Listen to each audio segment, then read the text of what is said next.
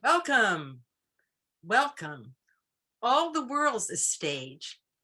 And here we are at the stage of the Occidental Center for the Arts virtual literary series with this afternoon's event, Shakespeare Everywhere.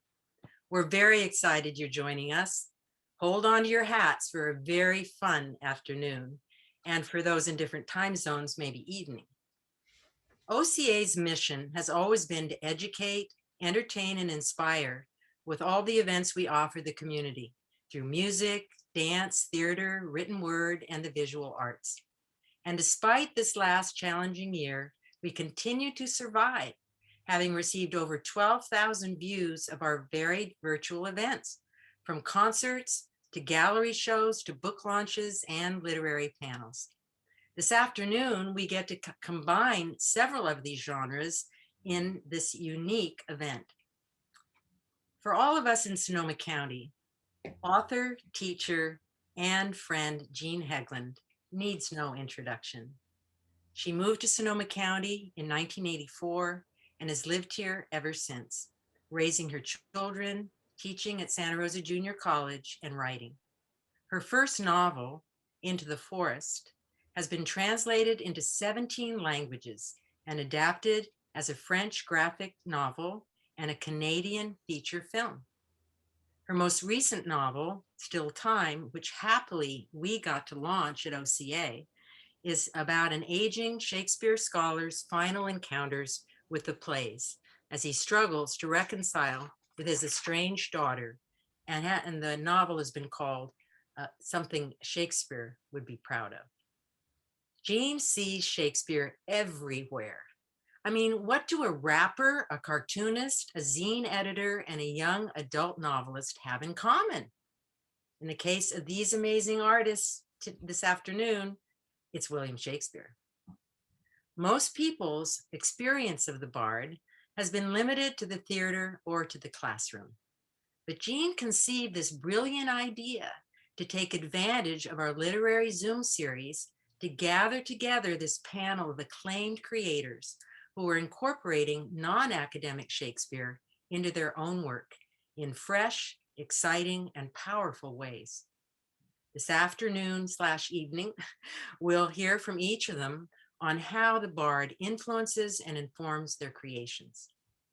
Jean will first talk about her inspiration for this event and then introduce the four panelists. Then each, presented on full screen, will give us a taste of their work. Following, Jean will lead a lively conversation with all four on screen together to discuss how and why Shakespeare has inspired them. A Q&A will follow in which we encourage you, the audience, to use the chat room option to ask your question. I'll host this part and present your questions.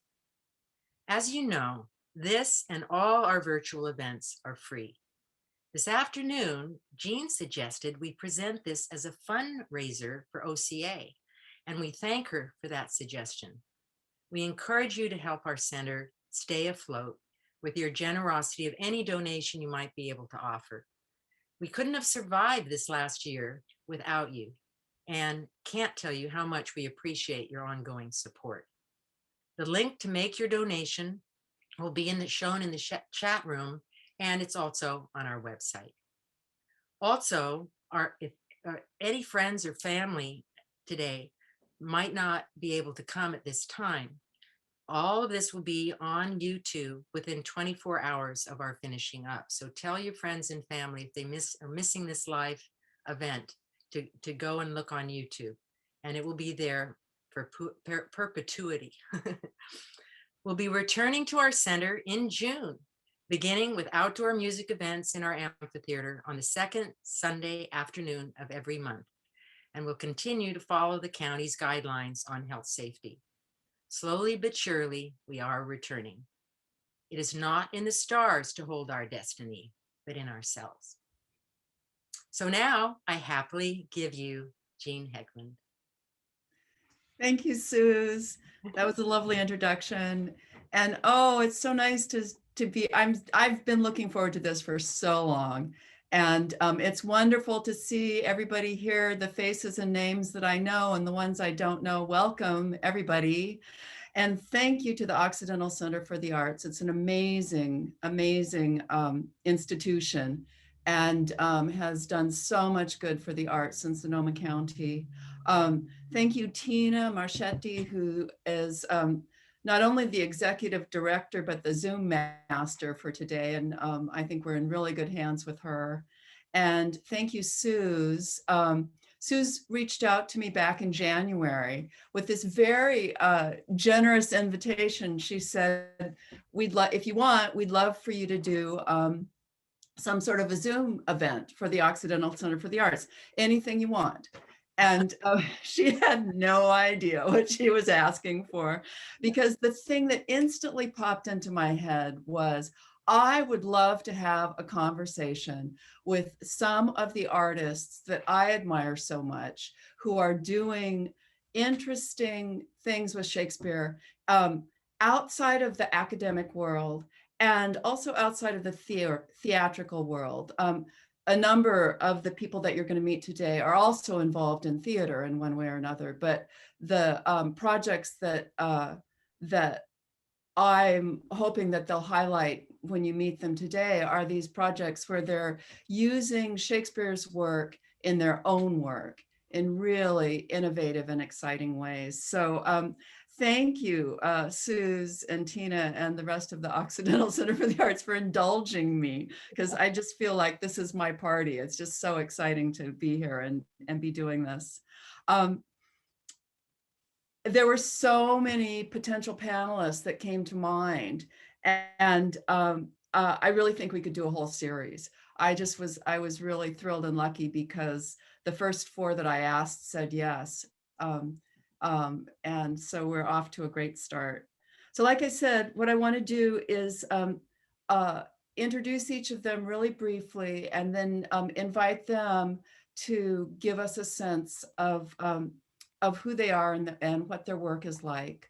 And then we'll have a chance for all of us to ask questions of each other and invite the audience to ask questions of us at the end. I decided to introduce you to the presenters in the order in which they were introduced to me. So I want to begin with MacDaniel.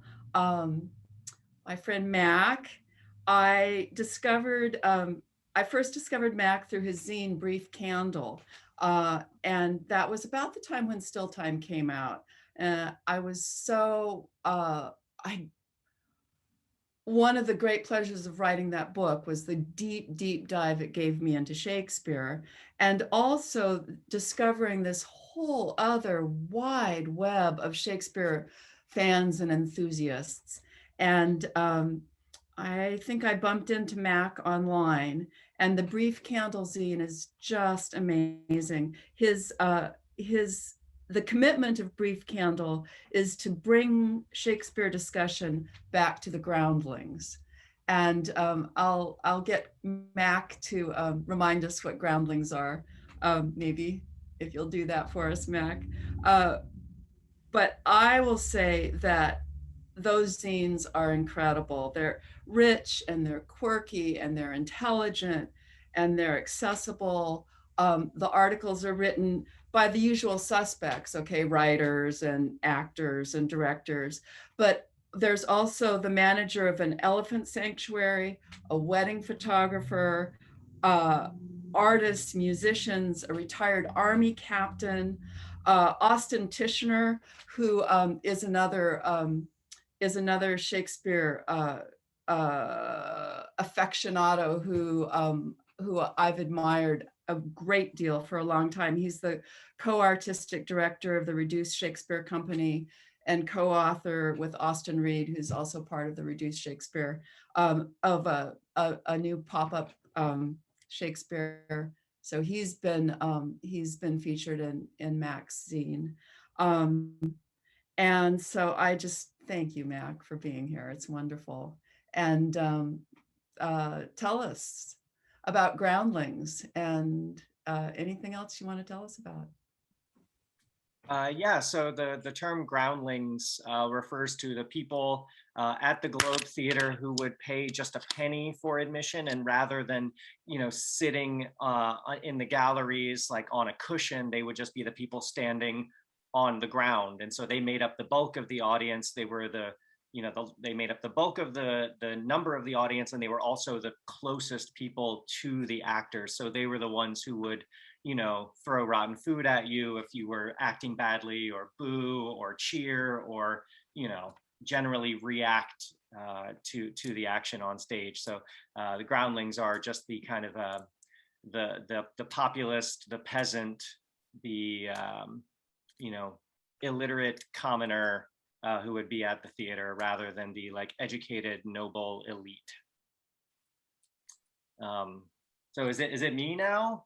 Fantastic. So I'm here ostensibly to talk about my work on my zine Brief Candle. This is issue 7 that I have right here. But it's hard for me to talk about zines without talking about the context in which I first encountered zines. So I'm going to do a quick screen share and talk to you a little bit about the punk shows that I grew up going to.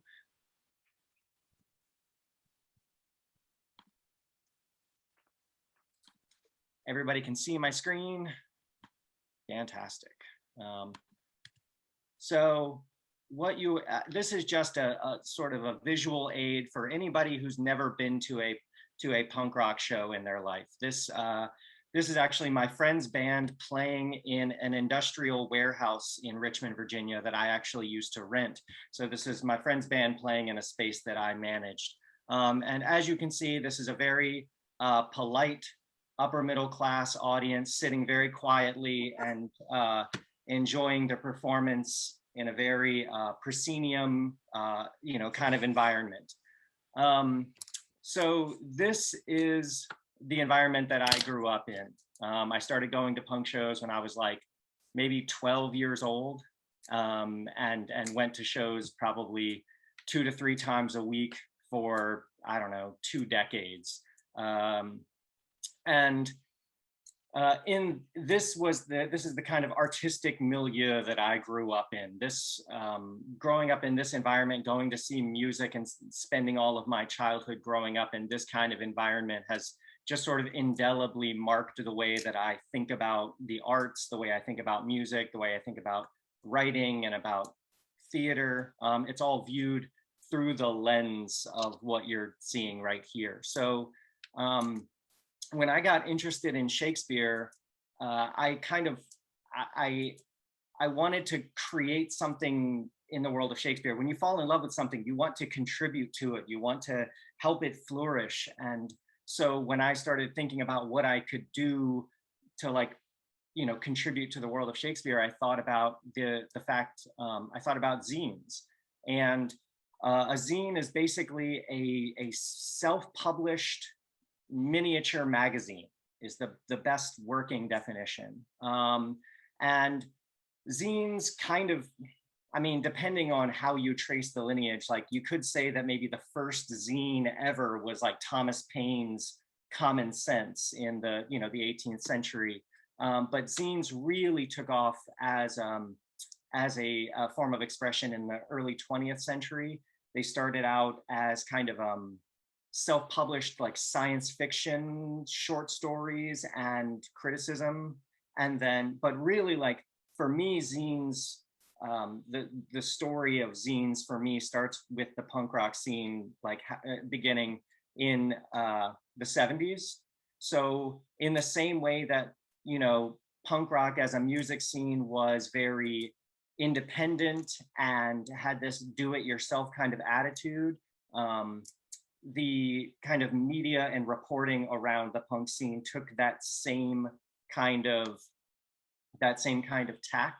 So rather than People magazine writing articles about like the Rolling Stones, you had like little photocopied cheap little zines where people would write about the bands that they liked, and also about political and social issues they were passionate about. So, when you went to, like, when I started going to shows in the 90s, you would go to see like a band playing in an environment like you see right here. And then at the back of the room, there would be tables with people selling, you know, the band's shirts, and then also just like a bunch of different zines. And there'd be zines about like vegetarianism and animal rights, and there'd be zines about like feminism and women's rights, and there'd be like zines about like international politics and like, you know, the anti-war movement. And so I encountered zines in the same context as I encountered like punk rock music. And so I've always had this kind of idea in my head that if you want to do something artistically, you don't wait for somebody in the establishment to give you permission to do it. You just find a way to do it yourself. And so when I started a theater company, I started a theater company that tries to make seeing a Shakespeare play as much like this environment as it can possibly be. And then when I decided I wanted to start writing about Shakespeare and getting my friends to write about Shakespeare, I started thinking about like the punk zines that were distributed at shows that I grew up going to. I'm gonna stop sharing my. I started thinking about writing about Shakespeare, and what I wanted to do was to create a publication that gave voice to regular people who wanted to talk about Shakespeare, because I'm a regular guy. I'm a high school dropout. I don't have any special like training. I never like took Shakespeare classes in college. I'm just a guy who loves Shakespeare, but I have things that I want to say about Shakespeare, and I have lots of friends who are just casual fans of Shakespeare. And you know, I thought like, if your average person can write a think piece about Westworld or can write a review of the newest episode of Game of Thrones, like why can't there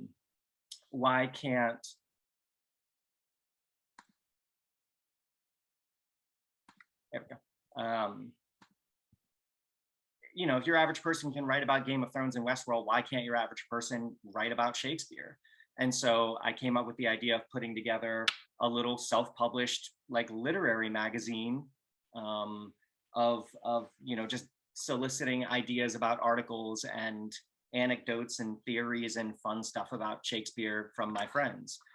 And so all of that to say, growing up in the punk scene just instilled in me this idea that if you want to do something, or if you're interested in something, you don't need like a degree or like specialized training. If you love something, you just kind of find a way to participate in the making of that thing. And so I know lots of people who love music, and so they, you know, they're not technically very talented, but they just like are very passionate about it. And so they picked up a guitar and they learned to play, you know, 3 or 4 chords, and then they got together with some other fools who couldn't play their instruments properly, and they, you know, my friends and I, we booked a show. We got a bunch of our friends to play in a laundromat once because we couldn't find anywhere else to put on a show. And we thought, oh, well, this place has electricity. It's like pretty wide open and there's like nobody supervising it. So like, what's to stop us from just loading a bunch of music equipment into a laundromat and playing a show? And so we did that. And so, you know, taking that do-it-yourself idea and applying it to, you know, performance and also to like writing and publishing was the inspiration for me creating Brief Candle, which I started 8 years ago. I published just 1 issue a year because it's a lot of work and you know, harassing people to get them to write stuff. So I'm going to read just one quick, very silly little article from the most recent issue because I feel like I've been talking forever. But just to give you like a sense of the like irreverence and silliness of the kind of stuff that we publish in Brief Candle, this is an article called "If Our Sport Had Gone Forward." If our sport had gone forward. When a major Hollywood studio inevitably gives me complete creative control, I will give the world what it truly wants. Big budget Shakespeare films that will make Luhrmann's Romeo and Juliet look like a black box theater production at a community college in the Midwest. Keep your eyes peeled for trailers for some of my upcoming projects, including a gritty horror King Lear where all the major characters are werewolves. It will give new meaning to Lear's howls in Act 5. a science fiction comedy of errors set in a Brave New World / Gattaca future of rampant cloning and genetic modification. The Merchant of Venice, set as a Fast and Furious heist flick where Antonio's argosies are actually vintage European sports cars that he's paying criminals to steal. And a motion capture 3D Coriolanus in outer space, basically Avatar, where everyone speaks in blank verse. This was written by me, and I am a philanthropist, executive, and member of the Producers Guild of America. So that's, I don't know. I'm just a guy who likes Shakespeare, and I just like doing various Shakespeare things. So that's my bit. Mac, you're so full of it. Just a guy who likes Shakespeare. So you may be, can I tell everybody, you may be a high school dropout, but you've been lecturing at college classes recently, Yeah. right? Yeah, which about Shakespeare. Which shows you've you been how going as a groundling to, the temple and telling them how it is. So give yourself credit for that. the fact that they let me lecture in college classrooms is just a sign of how broken the education system is in America. I think it's a sign of how lucky those students are. What he read you from Brief Candle was if hilariously funny. But I would say that they're also the range of articles in these zines is just remarkable. I mean, there's really thoughtful pieces. There's really intimate and moving pieces. It's a wonderful range of interaction with Shakespeare. Thank you. It's great to see you. Mac actually, he and his wife came out to California, so we actually got to meet in person at one point. And he and she and Leah and my husband Douglas and I bonded, I think really ultimately bonded over seeing the worst Midsummer Night's Dream ever produced. And we're not going to say where, but it was a marvelous experience. Yeah, thank you, Mac. They were such nice people. Yeah, it was memorable. It was memorable.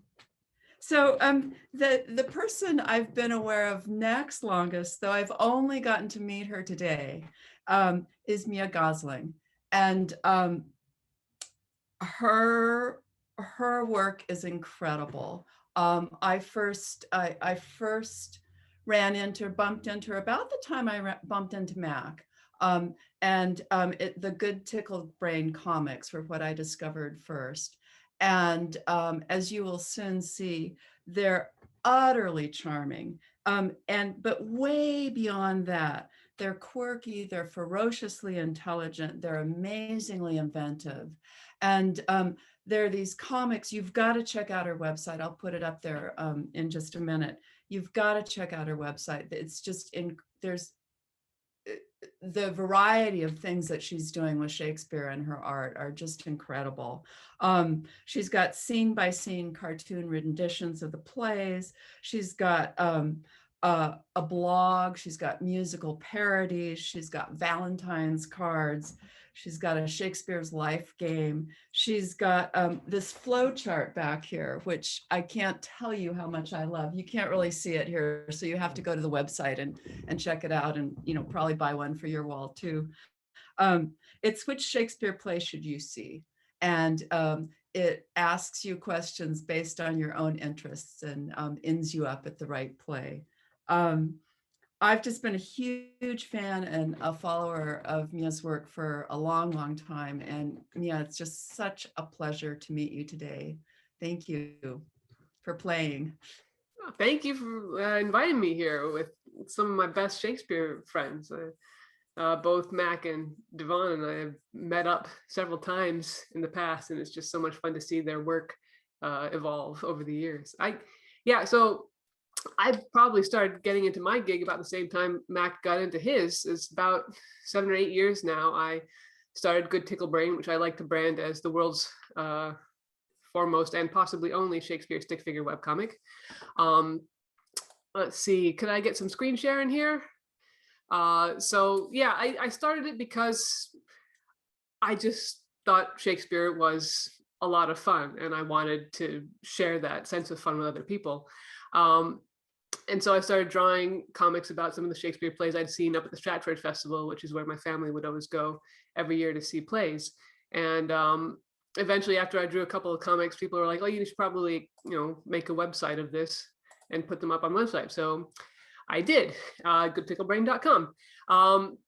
And one of the first, I'll just give you sort of a quick overview of the kind of comics that I have up there, kind of stuff I do is I do a bunch of these play summaries where I take each Shakespeare play and I summarize it in 3 panels. And some of them are fairly easy. I think Hamlet is actually fairly easy. It's very straightforward. The ghost of Hamlet's father tells Hamlet to avenge his murder. Hamlet talks a lot about avenging his father's murder, and Hamlet avenges his father's murder. So it's really one of the more straightforward ones.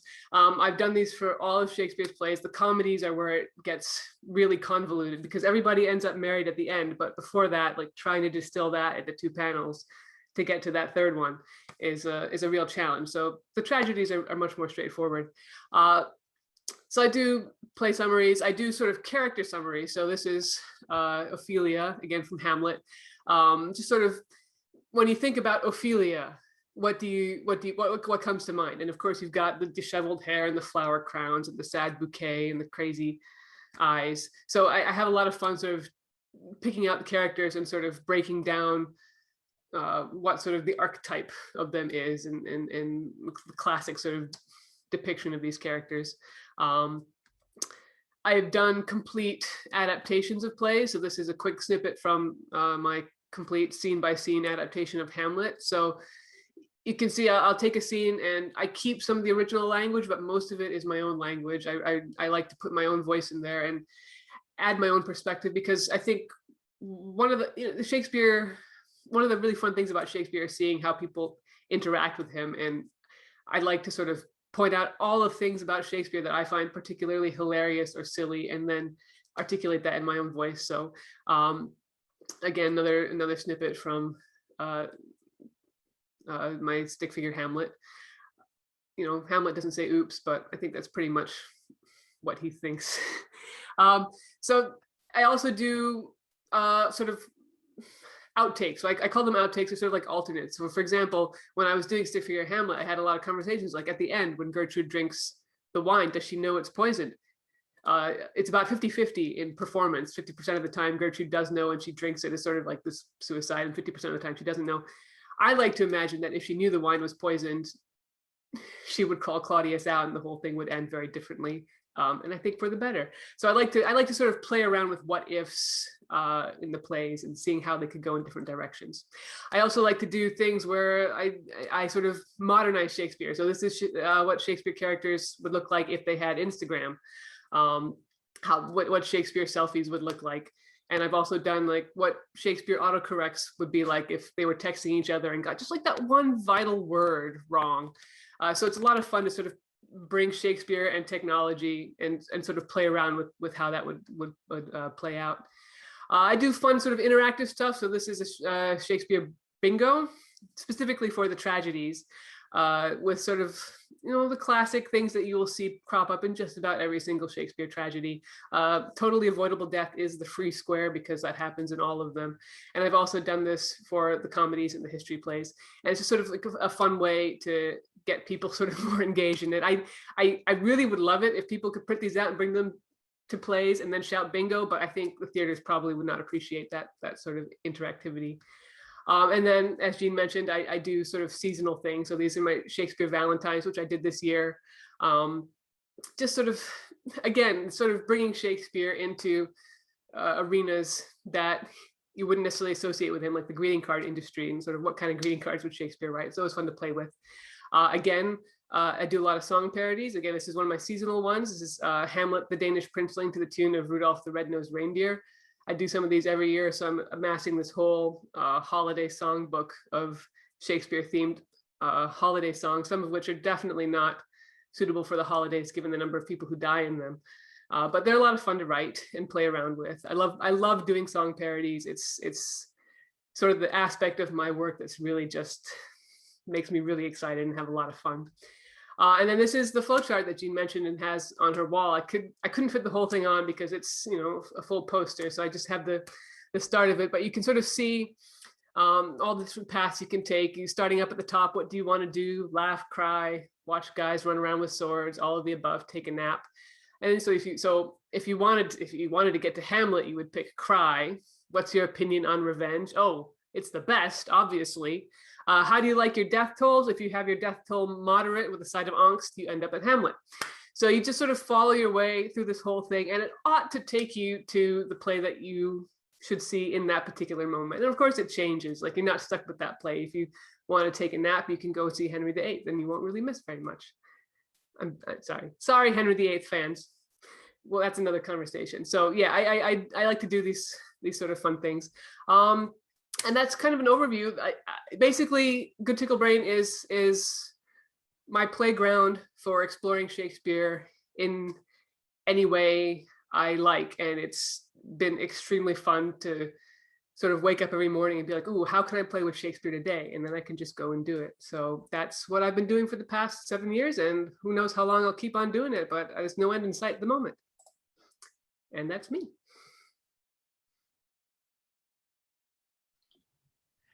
Yeah, you can't stop ever. You can't stop. You got to do this for the next 100 years. Well, I want to do full scene by scene adaptations of all the plays. I've only done about 6 or 7 now, so I've got quite a few left, and it's going to take me a while. So you'll be busy. Yeah. Yeah. How many hours a day do you spend on this? Oh, it depends. It depends. Right now, I'm actually working on a non-Shakespeare project, so I haven't been keeping up with my Shakespeare stuff, but at the end of the month, I'll be back to this. So it depends on how complicated. If it's a full scene by scene adaptation, could be several hours a day of just scripting and drawing, and they're quite intense. And if it's just like a quick, like Shakespeare selfies or something, maybe just a couple hours and then I'll have it all done. So it varies. Yeah, and we didn't even mention your work with Keep Calm and Muslim On, and I mean you've got lots of irons and lots of fires, huh? Yeah, a few too many right now, but I'm working on maybe calming it down a little bit. Oh, thank you. It's just such a pleasure to meet you finally. Nice. Yeah. So next I want to introduce you to Gary Blackwood, and I have quite a story of how I met Gary. Back in August of this year, our house burned in the LNU lightning complex fire. So my husband and I lived on 55 acres. It was where we raised our 3 children, and the land was very badly burned, and the house was destroyed. And one of the most painful losses was all our books. For insurance purposes, I actually had to go back and do an accounting of how many books we lost. And I figured out that there were bookshelves in every room of the house but the bathrooms. And when I added up the length of all the bookshelves filled with books, it turned out to be over a football field's length worth of bookshelves filled with books that were gone. And one day, not very long, just a few weeks after the fire, I was visiting my beloved family in Chico, California, and there on the street was one of those boxes, you know, those little free library boxes. And I opened it up, and there was a book, a well-worn copy of a book that I had seen, I'd been aware of for years. It's called The Shakespeare Stealer. It's a young adult novel. And, you know, it's this beautiful, yellowed, well-worn, well-loved copy. And I thought, well, heck, I've been meaning to read this for years, and young adult maybe is kind of maybe what I'm up for, you know, given the trauma. So I took it home. And before I had a chance to open that book, I got a email through my website from somebody who said that they just finished reading Still Time, and said some really sweet, generous things about it, and ended by saying that he too was a bit of a Shakespeare fan. In fact, his most popular young adult novel was had a heavy Shakespeare theme. And I realized that he was talking about this book. So I wrote Gary back and I said it was a coincidence that only two novelists could have created, because his was the only book I owned. And when Gary wrote back and said he didn't think it was a coincidence, he thought it was synchronicity instead, I knew I'd found a new friend. And so obviously then I instantly read The Shakespeare Stealer, which is a marvelous book.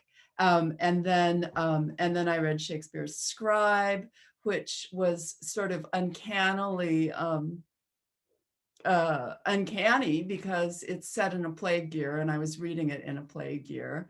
And then Shakespeare's Spy. They're wonderful, wonderful novels, and they're gripping, kind, engaging stories. And I think that somebody who knows Shakespeare is going to be delighted by it, because they're packed with details about Shakespeare and the plays and Elizabethan theater.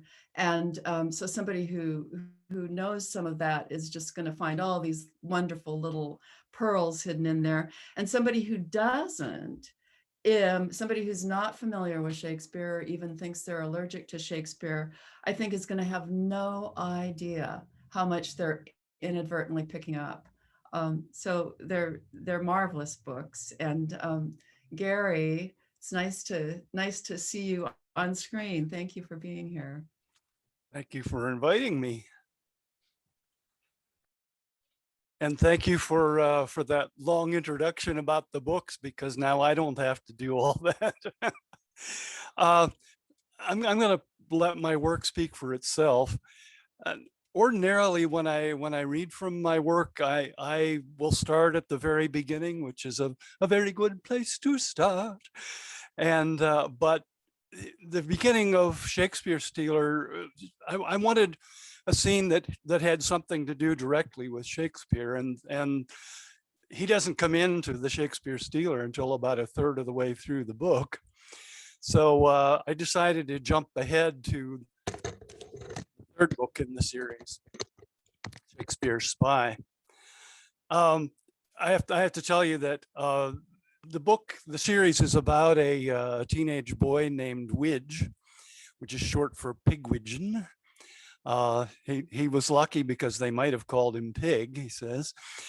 And I won't tell you the whole plot, but he gets involved with the Lord Chamberlain's men, Shakespeare's theater company, becomes a apprentice. That's without the AP at the beginning, just apprentice. And the apprentices, of course, played mostly female roles, which is something you need to know if you didn't know in order to understand this scene. Now, I can do a fairly credible British accent, but in this scene, there are actually 3 different British accents. So I'm going to skip that and do the whole thing in my my mid-American accent. I haven't got a Nova Scotia accent yet. I haven't been here. I'm still a come from away, you know. So the Widge is telling the story first person. I'm going to have to change glasses here. Got my computer glasses on. Okay. I made for the tiring room, that's the dressing room, meaning to unpack and examine my costume for that night's performance of The Two Gentlemen of Verona. I found Sam, who's another apprentice, rummaging through a costume trunk like a badger digging a den. He paused from his pawing to wave his arms about in despair. I can't find my costume for tonight. I've looked everywhere. Between us, we shook out and hung up every piece of clothing from the trunk. There was no sign of Sam's costume. Sighing, he sat on the trunk and put his head in his hands. It's no use. I'm in the briars. Well, perhaps it got put in some other trunk by mistake. Well, we don't have time to go through them all. I'll just have to wear something else. He eyed my gown, which was spread out on the windowsill. Perhaps I'll wear yours. As much as you've grown in the past year, I'll wager it no longer fits you. I'll wager it does. A penny? A penny. I began unhooking the front of my doublet. I was down to my underclothing and about to slip into the gown when the door to the tiring room swung inward and a face appeared in the opening. To my surprise and dismay, it was not one of the men from the company. It was, in fact, not a man at all, but a very attractive young woman. I quickly covered myself with the gown, my face hot with embarrassment. The intruder, however, was apparently neither very embarrassed nor very apologetic. More than anything else, she seemed amused. Her eyes, which were strikingly blue in contrast to her milk-white skin, gave my gown an appraising glance as though I had held it up for her approval. Very fetching, she said, but the hem is several inches too short. There, I told you, crowed Sam, you owe me a penny. I was having some difficulty finding my voice. When I finally did, it betrayed me by breaking dramatically. What? I cleared my throat and blushed even more deeply. What did you want then, mistress? Her only difficulty seemed to lie in keeping a laugh from escaping her. She succeeded by biting her lower lip, which I could not help noticing, despite my discomposure, was red as a rose petal. I was looking for my father, actually. Oh? It was all I seemed able to come up with. Luckily, Sam was not so tongue-tied. If you tell us who he is, perhaps we may tell you where he is. Mr. Shakespeare. Which one? Ned or Will? She laughed a very charming laugh. Does it seem likely to you that Ned Shakespeare would have a daughter of 17? Sam shrugged. Well, he may have gotten an early start. Well, I'm sure he did, but not that early. The tiring room had no heat, save what little crept in from the adjacent rooms, and in my scantily clad state, I had begun to shiver. And you give me a moment, I said pointedly. I'll be happy to take you to your father. All right, she added mischievously.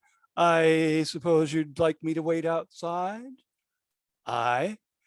She'd started to leave, but this brought her back. I? You're not from London, are you? Nay, no, Yorkshire.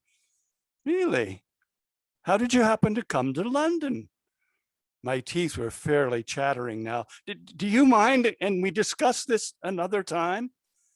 And you insist? She closed the door at last.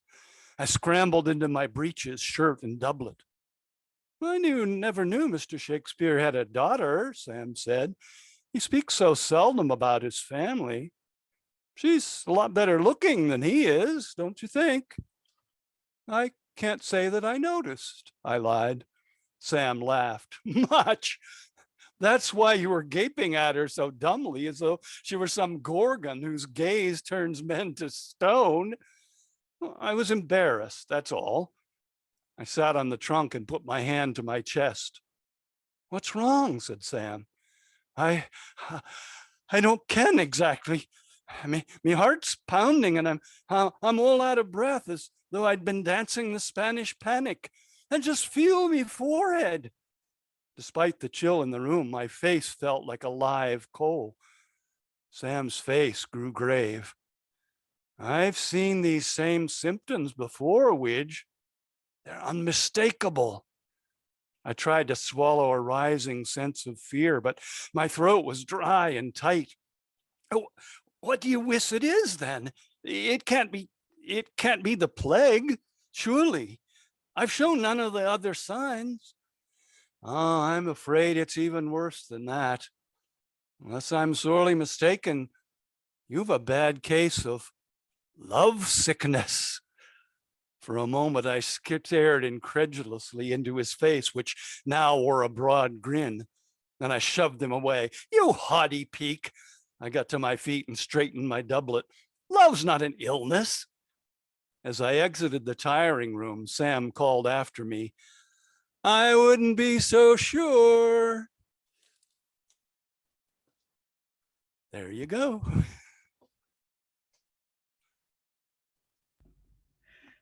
Thank you. Thank you, Gary.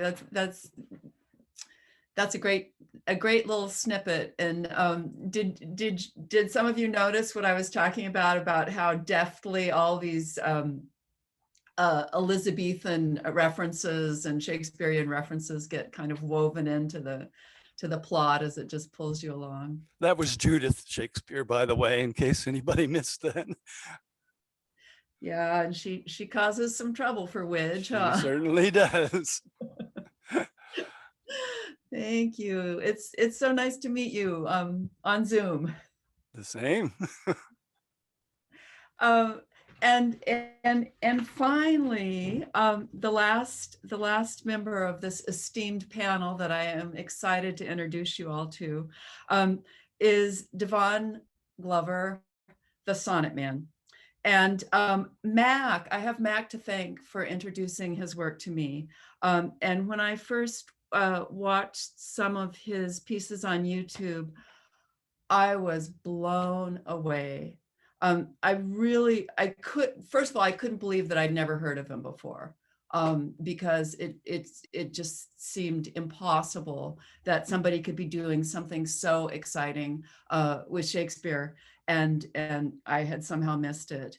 And I was also even more blown away about just what he's doing. On his website, he calls it hip hop Shakespeare fusion. And I just, I am utterly certain that our friend Will would be thrilled by hip hop Shakespeare fusion.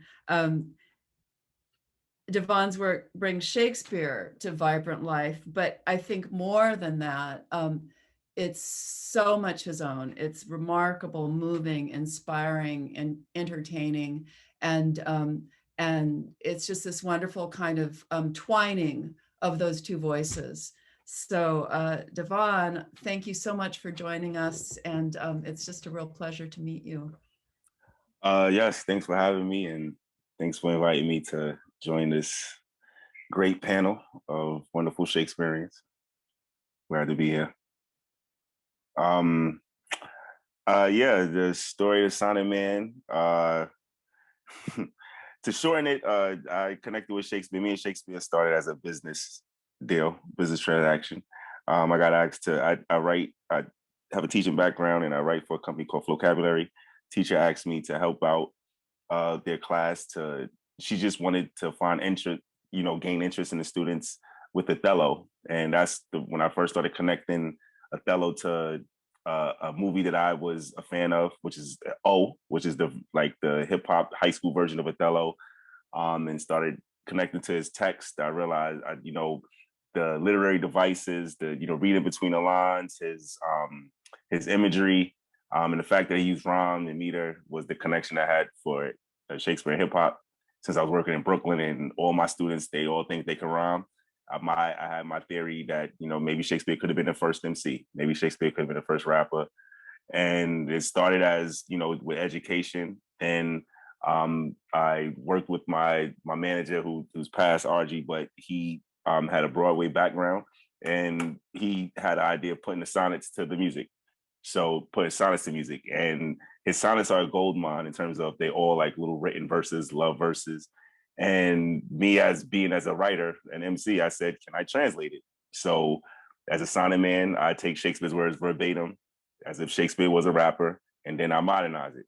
So if you are to see a scene of mine, or I do sonnets because they're only 14 lines, but if I was to work like a scene, like I've done Hamlet to be or not to be, and if you do that whole Hamlet to be or not to be, and then do the breakdown, it's about a 7-minute video. So luckily the sonnets are compact, and it shows Shakespeare's shows that Shakespeare's lyrics verbatim can be booked to music, can be used in a hip hop sense, I mean, I rap because I can't sing. My singing is terrible. If not, I'd probably sing all of them. But it elevated from that to being asked to work. My main goal is always working with education. So teachers are always the whole reason why the main reason why I have Hamlet to be or not to be is because a teacher asked me to help the students. And the only way I like teaching through music. So I made a song for different pieces of Hamlet. And then it just evolved from, getting to the theater and doing assemblies and getting students to introducing students to Shakespeare through sonnets, to now getting students to write their own sonnets and poems and stories inspired by writings from Shakespeare and writings from Tupac. Who was inspired by many writers, including Shakespeare. So just showing the different connections of Shakespeare and other writers. And the demonstration I have, luckily Shakespeare has blessed me with so much content that my career I will be able to write for his canon for a while. 154 sonnets, 38 plays. He has those long poems, so I get asked to do different pieces. And now it has, it first started as writing, but it's evolved to getting more into the theater field, fine arts field, acting, directing. So I was going to share two pieces. One piece I was going to share was one of my old sonnets, Sonnet 130. I have a music video for Sonnet 130. And before we go into that, I have a lot of projects. I'm working on King Lear, version of King Lear, with another company they're doing an animated version of King Lear, and they want to provide some music. I'm working on a one-man piece with Othello, putting Othello in my story. My whole, I love connecting Shakespeare to everyday life, and I always ask students several questions when they say they can't connect to Shakespeare. I usually ask 3 questions that are like all the plays. Well, the plays that I have been in, like one, have you insulted or been insulted by somebody? That's in all Shakespeare's plays. Have you ever had a discrepancy with a parent? It seems like everybody has a discrepancy with a parent, because I'm dealing with high school. And I always ask them, have you ever done something behind a friend or relative's back? And it could be something as little as like bunny ears behind their back. I don't want to try to get, have them break this over. I'm saying, Shakespeare, they do all this treachery and insults and lyrics. It's like reality TV in the late 1500s, 1600s without television. Just connect, and then showing them how his plays connect to different movies that they grew up with, and their parents grew up liking. So that's the inspiration to get them to try to find the next Shakespeare. And so I've been getting, directing plays for youth groups, getting them to write their own scenes and act their own scenes, whether it's written by me or written by the ensemble.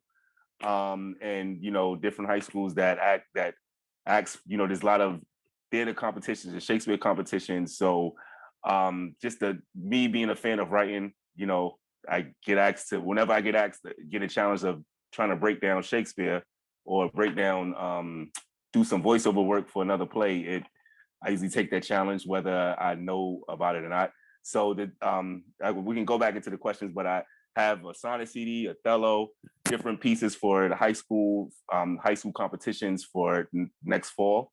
And I'm writing a book with a scholar about teaching Shakespeare through hip hop, using Shakespeare and adaptation to teach. And I'm working with Yosemite Shakespeare. Usually, luckily, I mean, I took last year, all of the gigs that I canceled to just create content. So that's all the content that I have is there. And Yosemite Shakes, I usually work with them every year. And this year we did a movie version, since everybody couldn't go to Yosemite National Park. So I was picked to be one of Cloten's musicians. So after we share Sonnet 130, I will share, because sometimes I can't put all of Shakespeare's words into a rap. So I'll do an adaptation. And like Gary, I would include little Easter eggs like idioms and little nuggets to remind them of the play or of the term, different terms that Shakespeare has, created, or people that are familiar with the play would know, even though I'm doing an adaptation, they would know that the connection. So we can share Sonnet 130, and I will read my Cloten's love letter to Imogen. Whichever order you like, I can do.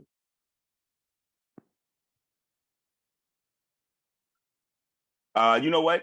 I'll read Cloten's first, because I think we should end with the music note. And this is going to be for Yosemite Shakes.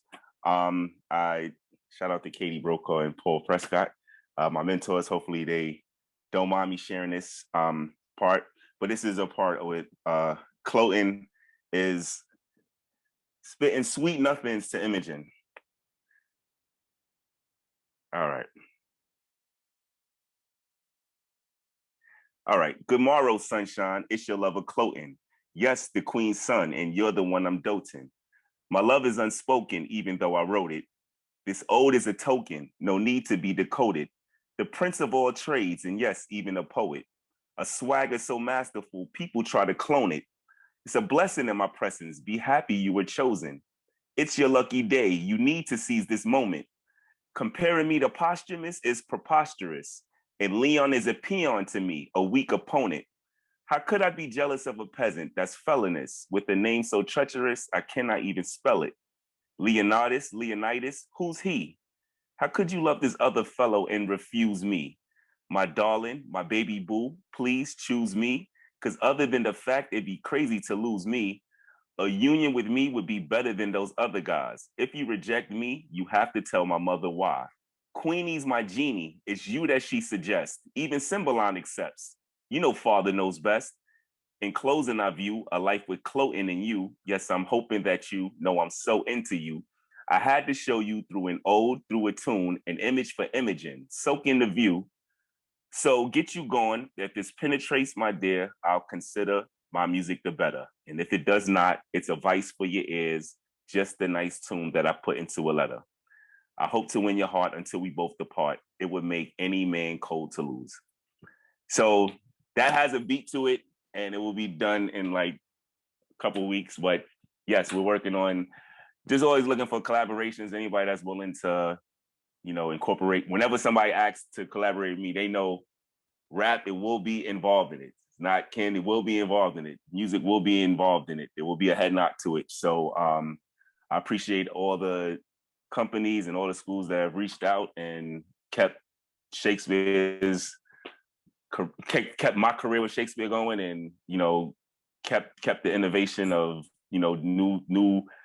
new productions and everything going. So yes, and now in the fall I have a couple of sonnet CDs coming out, based on the sonnets. He wrote 154. So luckily I can piece them. They have different eras. The Dark Lady, the Rival Poet.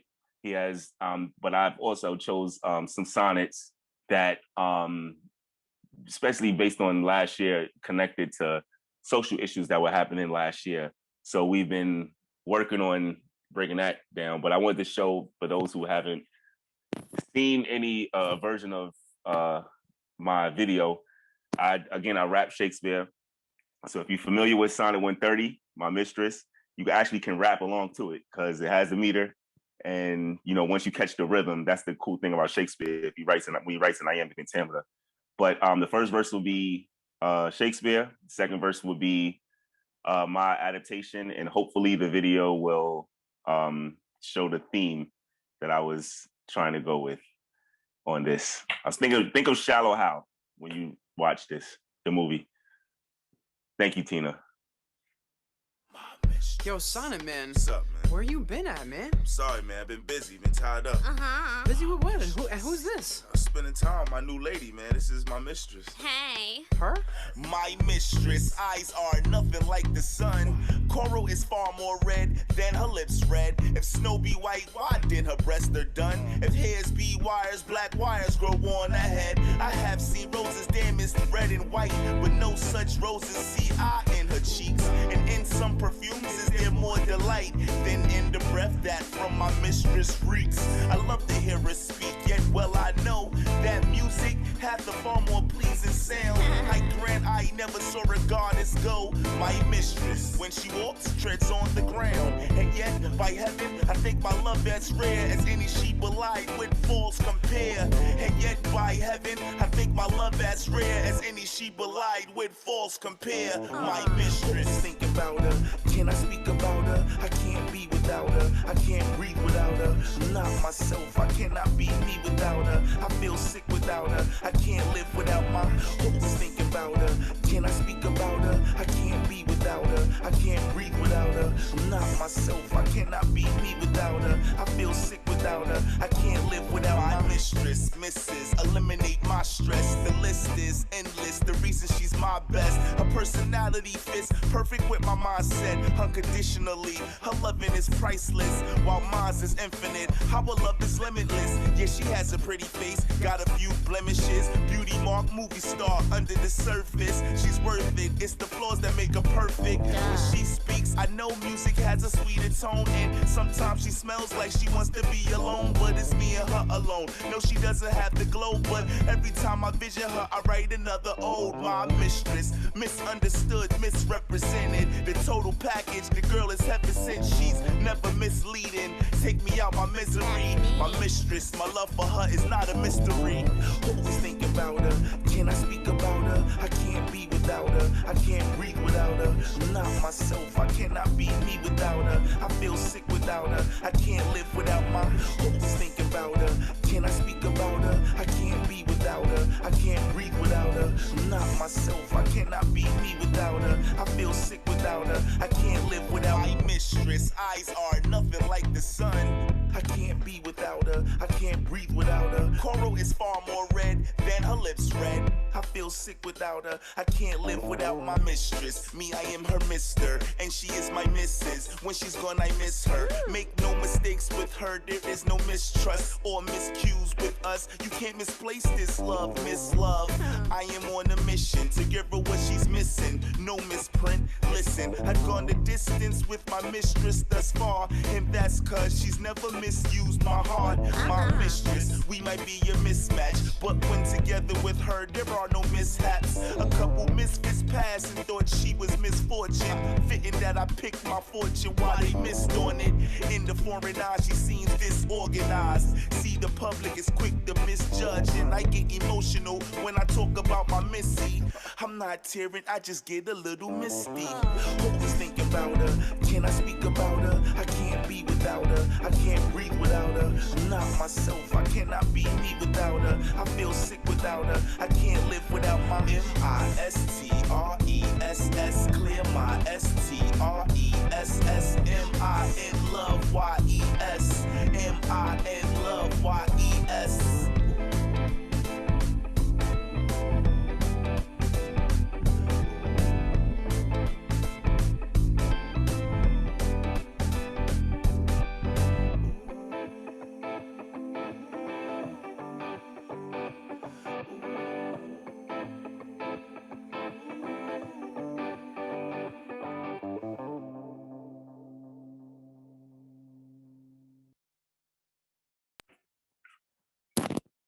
Yeah, for watching. It's been a while since I watched that video.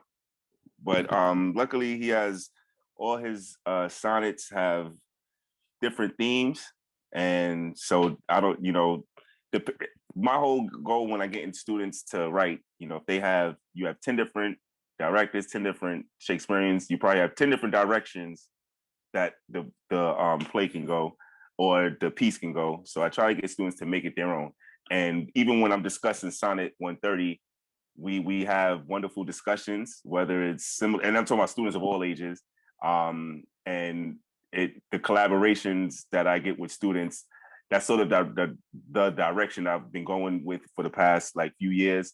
Last year was, I've been busy in terms of visiting schools for the past few years, and last year when I've had to sit down, it helped me, be able to create some more content and actually connect to more of his plays, because I was already just stuck to the plays that I was asked to be a part of in the role. Like I usually get cast in the comedies, but I began to study some of the historical plays, and tragedies, get more accustomed to them and as well as continue with the sonnets. So yeah, this year and last year was full of collaborations, connecting with companies. Yes, jack of all trades. I seem to, whenever I get asked to write or present, or whenever I get a challenge to act, and that is like the lowest on the totem pole in terms of everything I do, I usually jump on that challenge and try to make some magic with whoever is interested in creating it. So yeah, again, just hearing everybody's stories. I mean, we all come from different backgrounds, and I'm just, when everybody is saying stuff, I'm just writing like, oh, I would love to connect or, find ways to do, to work with y'all. So I follow everybody in terms of the books and the work. Mya, we just met this last year, and I've been following her work for almost like 7-8 years. So yeah, just to be part of this panel, I'm grateful. I must be doing something well because y'all are all doing some great things, and just keep on working because y'all inspire me to keep writing.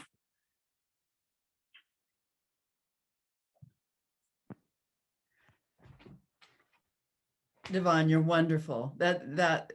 Everybody, you've got to check out all the stuff he's got on YouTube too. You've got to really keep following this stuff because it is amazing. Can you see why I was so excited about this panel? Just like to have all of these people together talking about my guy Shakespeare, and this has just been such a pleasure for me. Thank you. We've got like 20 minutes left, and I have some questions that I'd love to ask, but I also want to make sure that if anybody else has questions, that they have a chance to ask them. So I don't know, Suze, do you think we should, well, first of all, panelists, do you have questions for each other? Yeah, Mac. Devon, you said you're writing a book with a scholar. Are you allowed? Can you tell us who the scholar is? Oh, yes, it's Ronan Hatfull. He got his PhD at the University of Warwick.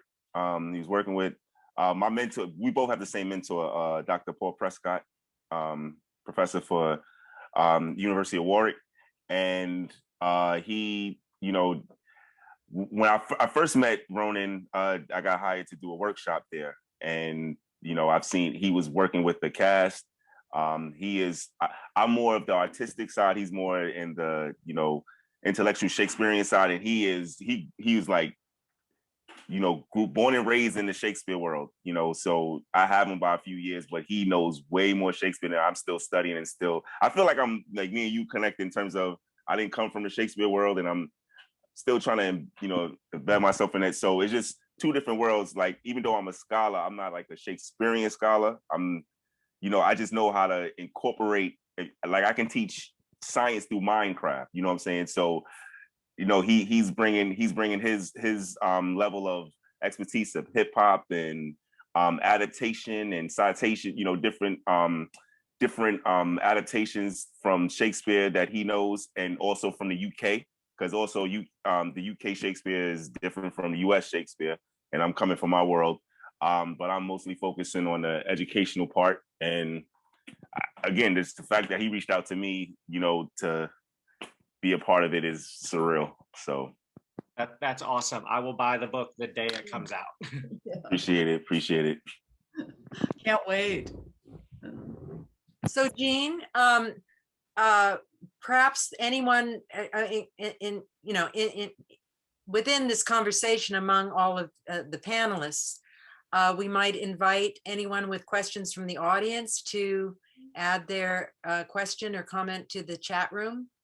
And yeah, let's do that. And maybe while people are writing comments, I do have one question that it would be fun to ask for the panelists. And that is, how did you first fall? What's the story about how you first fell in love with Shakespeare? A brief version of my story is I fell in love with Shakespeare by falling asleep to him, because I was born into a family of English professors. And so they would take me and my little brother to see plays, and there was no expectation that we understood them. It was not any big precious thing. It was just like, you know, going to a baseball game, and you'd be there with your family, and you know, you'd fall asleep and you'd wake up when there was a sword fight or when something funny was going on. And so that was kind of my first introduction, and it just deepened over the years. But Mac, tell us your story. I grew up watching Star Trek.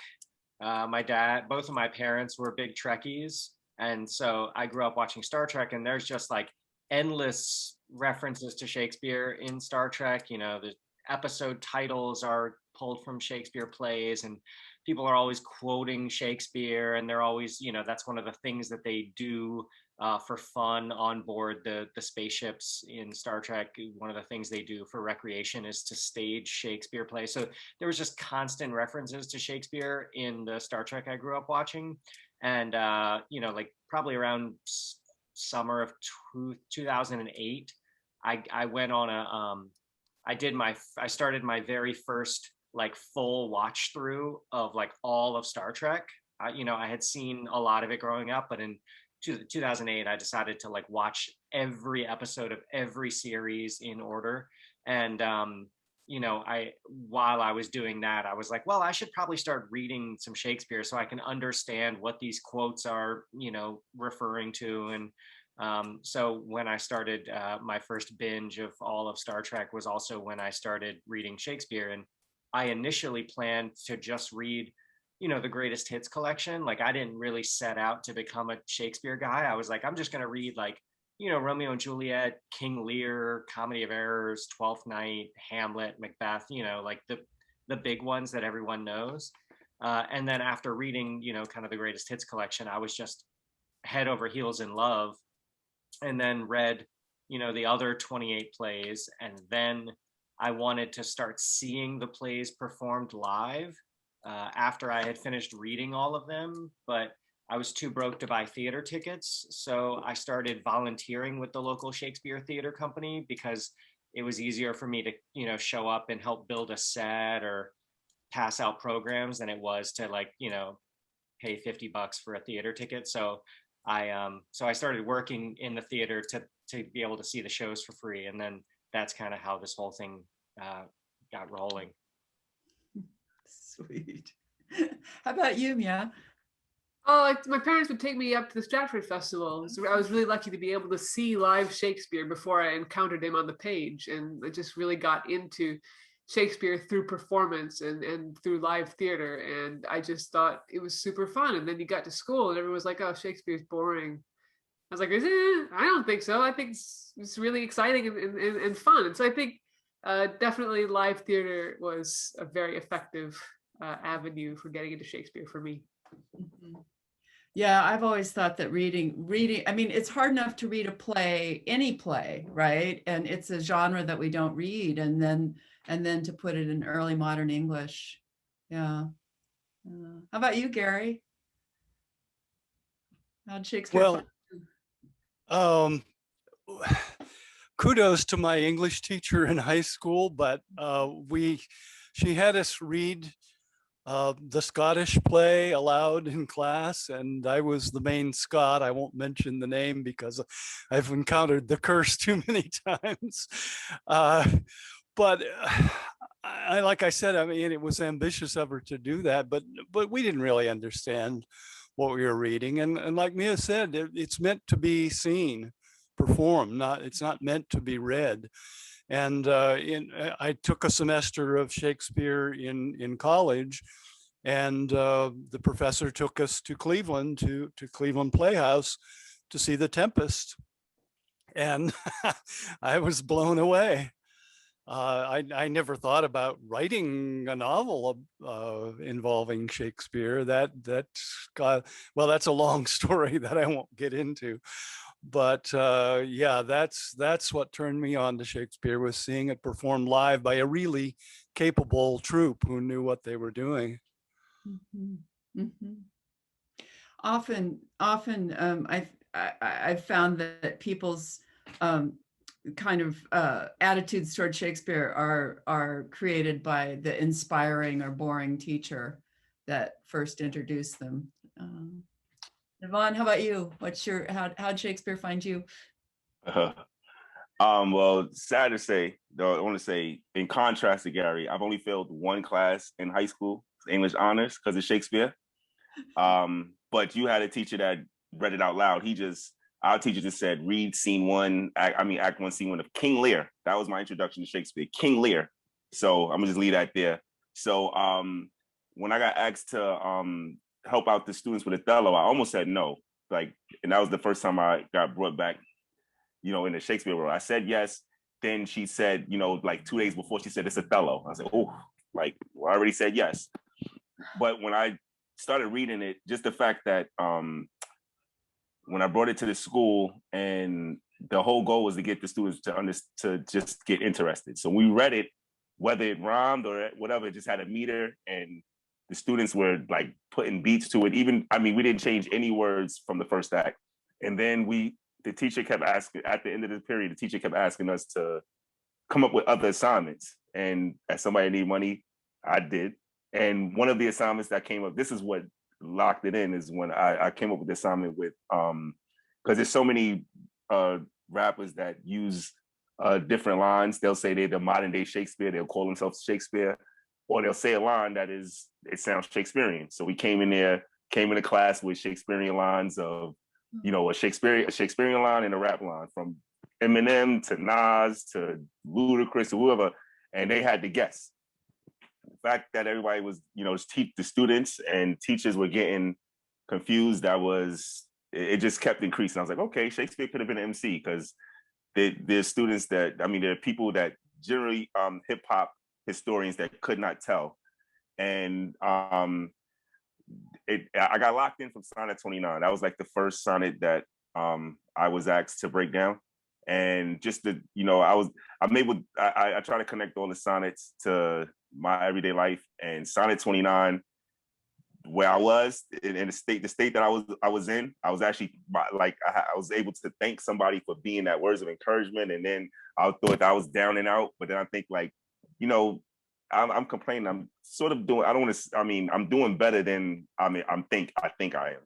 And maybe I'm envious looking at somebody else. I don't know. It's just Shakespeare just has many messages, and it actually inspired me to read all the sonnets and actually break down his plays in a different way. So, yeah, Othello and sonnet 29. Mac, what were you? Just tell us what you were doing there. Sonnet 29 was the very first bit of Shakespeare that I ever heard, because it's featured prominently in one of the first episodes of Star Trek I ever watched, and it's my favorite sonnet. And I actually have the Roman numerals for 29 tattooed on my lower knuckles there, XXIX, or sonnet 29. Can you show us your neck too? Do you mind? Can you explain to my throat? I have a tattoo across my throat that says Prince of Cats, which is Tybalt from Romeo and Juliet's nickname. It's kind of a derisive nickname that Mercutio calls Tybalt. And Tybalt is either my first or second favorite character in Shakespeare, depending on which day you ask me. And I love villains, and I love uncompromising characters. And I feel everybody wants to be the hero of the story. And I'm I don't know, just should be the villain of your own story. Yeah. So, Suze, do we have any questions? Yes, we do. From Andrea Granahan. Jean, there was a troupe that offered a performance of concentrated Shakespeare, 15 plays in 90 minutes. I missed seeing it, but heard it was hilarious. Did you see it? Know anything about it? Yeah, we all do, huh? The Complete Works of Shakespeare Abridged. That's Austin Tishner and what's his name? Reed. Yeah. Reed Martin. Right. Thank you, Devon. It's hilarious. It is brilliant. It is definitely worth finding and watching. And it's actually the complete works. It's not 15 plays. Oh, They touch every single one of those 38 plays. And oh, good. Thanks, Mia. Mia put it the link here. Yeah. good. Okay. Yeah, it's definitely worth catching. I'm not seeing it. Oh, great. It's reduced Shakespeare. Yeah. Okay. Yeah. Thank you. Weren't you at one point considering inviting them as part of the panel? Or you had mentioned them? Yeah, but everybody else said yes first. Because the name's familiar. I remember. There were, I can't tell you. I mean, there were lots of people that, we could have a series. We could have a series. Yeah, we should. I mean, we had a good audience. And anything else that you as panelists would like to talk about with Jean? I don't have any more questions from the audience at this point, so it's. Anybody else have a question? Oh, which play represents our nearly post-pandemic play world? Oh, there you go, from Mary Lou Downing. Everybody, which play? Oh, and then I have another one. Okay. Oh, great question for Devon. How have the students changed with your techniques? Why don't we make Devon answer that while the rest of us think about which play represents the post-pandemic world, nearly post-pandemic world. Can we put you on the spot, Devon? No, it's fine. I'm totally fine with that. Well, the writing workshop is for all levels, and it's getting them to just put words on the page and make it their own. So, you don't necessarily, like, even though I rap, you don't necessarily have to rap. Just because Shakespeare rhymed did not mean he rapped it. So once I get that out of, the system, that it doesn't necessarily have to be rapped, it's just about adaptations.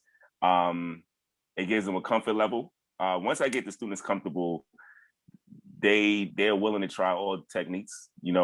I like when they go against the grain. I have, like, for students that have difficulty, writing in syllables or writing words that rhyme, there are different methods that they can use. If they can't get a line, just by straight writing, line after line, there's different tips that they can do. And I tell them, I also tell them, my technique is not the end all be all. The way I work is, I've emulate some of my favorite writers, authors, MCs, and that's just for lyrical exercise. And then I'll find my own, because I have my own, avenue of how I write and what literary devices I like to use. So once they find the specialty that the students like, some students like to be metaphorical. Some students like to use alliteration. Some students are frank. Some students are just storytellers. Once we find out what they're confident, their comfort level, they're able to write forever. But their technique, it changes when it comes to poetry. When in terms of reflection and just writing, in prose, it doesn't change. But creative writing, if they have their own style, I try to keep it. I try to let them stay with their own their method and enhance it, or any way that they can speed it up, since we only usually have about 40 minutes to the hour 30 if I'm doing like one-time shops. But yeah, I give them a whole bunch of tips, and I tell them, you can try it, you can take it, or here's some tips from another writer, here's some tips from another writer, here's some tips from another musician, and just take whatever works for you. I hope that answered it. That was a great answer. It makes me want to be in your. I've got a post-pandemic play to hop on that.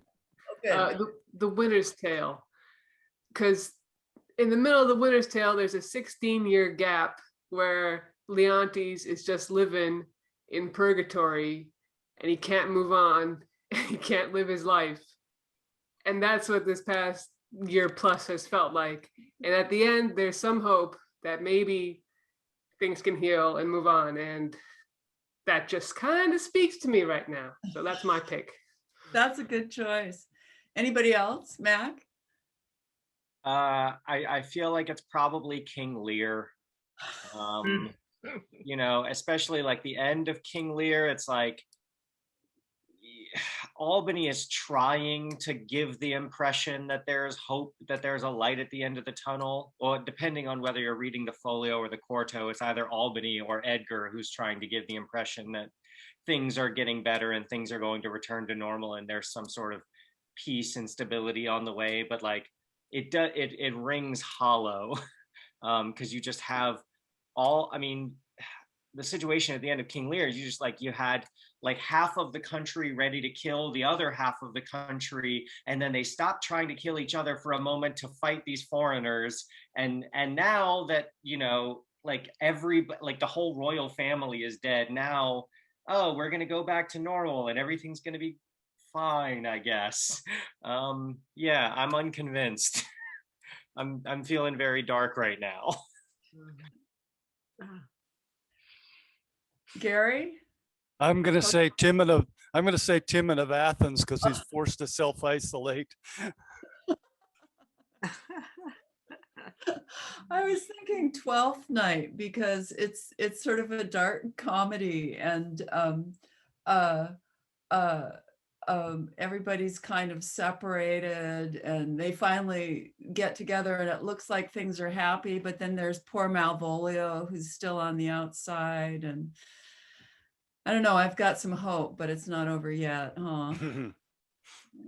Second runner-up is just the B plot of Measure for Measure. None of the like Isabella and Angelo stuff, but just like the city closing down all the brothels because they're like a public health hazard, you know, just like all of the like former like pimps and prostitutes having to go get other jobs because their jobs have been shut down, you know, by the government, you know, there's that. No, it's not all the actors, huh? I have a kudo from Diane Burrow for you, Devon. How I wish I'd experienced a teacher like you in my life. Your students are blessed. Yeah. Yeah. Here, here. Much appreciated. Thank you. Well, everybody, we're at 5:31. Wow, what a And I would just keep going for hours, but I guess we should say goodbye. This has been such a great pleasure. Thank you, Tina and Suze and Occidental Center for the Arts and everyone who joined us, and Gary and Mya and Mac and Devon. What an honor and pleasure to hang out with you all for a little bit. Thank you for giving us your time. And It has been an enormous pleasure. Thank you, all of you, before, and Jean, thank you so much for making this happen. Just having that seed of an idea 4 months ago. I just thank you all.